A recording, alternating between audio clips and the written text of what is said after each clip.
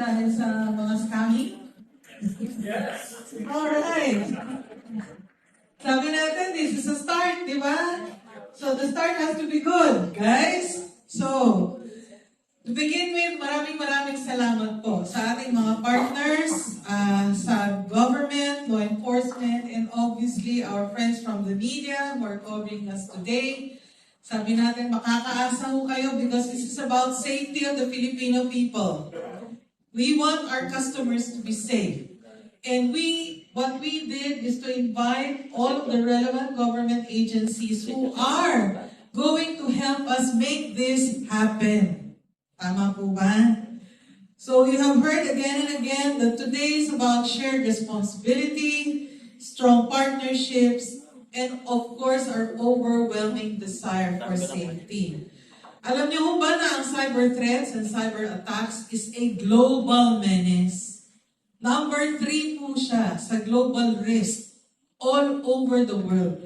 So kung nagtatanong po kayo, nagtataka kayo, nangyayari lang po ba ito sa Pilipinas?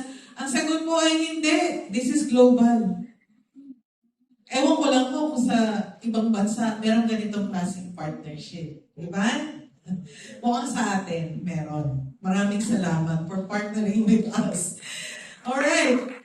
And the threats are getting more and more complex because of artificial intelligence. Hindi po nagiging simple ang technology. It becomes even more complicated. Okay?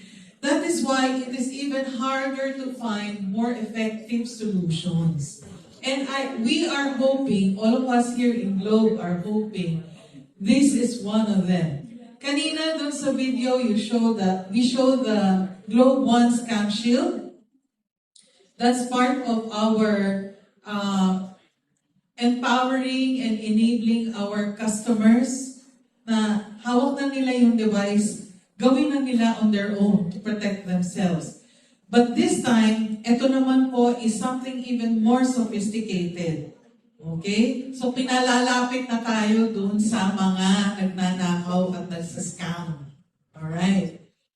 So, at Globe, we have always believed that connectivity should empower our people. But empowerment only happens when our customers feel safe and secure. And that is why digital trust remains at the core of how we serve.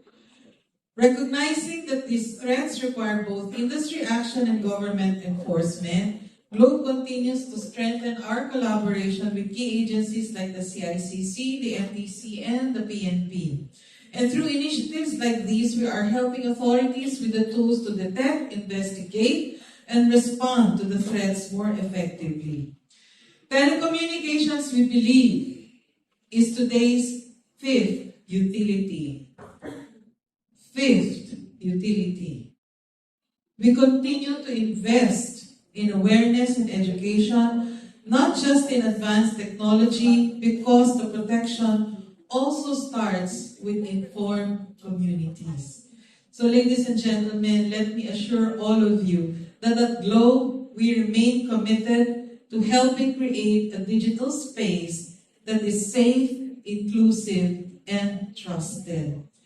And we are truly grateful to be working alongside partners who share the same commitment. So, let this milestone work, ladies and gentlemen. We are looking forward to more collaboration with our concerned agencies and obviously media. Report nyo pagka nagsasabi ang mga taga-NTC, CICC at ang ating PNP, nakahuli na tayo ng ating mga scammers.